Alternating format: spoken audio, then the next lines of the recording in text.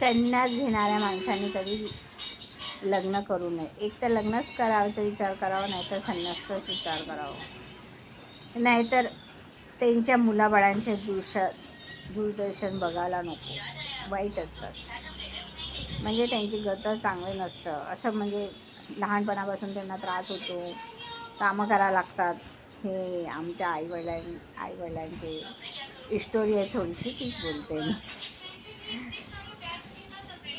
त्यांना कष्ट करायला लागतात लहानपणापासून. त्यांना स्वतः जन्मातच हे करावं लागतं.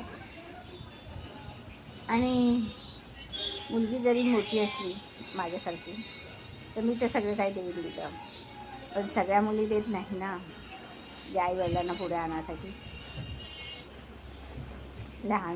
लहान असली तरी ती आपला स्वार्थ बघतो, मोठ्यात मोठा असला तरी तो आपला स्वार्थ बघतो. शेवटी मग आपलं पुढे जायचं कारणच समाप्त होऊन जातो. म्हणून हे कधी असं करावं नाही.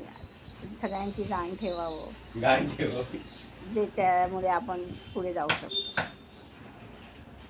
कधी ना कधी मनातले विचार बदलू नये. मनातले विचार एकदम ठीक ठेवावे, जे आपल्याला शेवटपर्यंत साथ देईल. जय हिंद, जय महाराष्ट्र.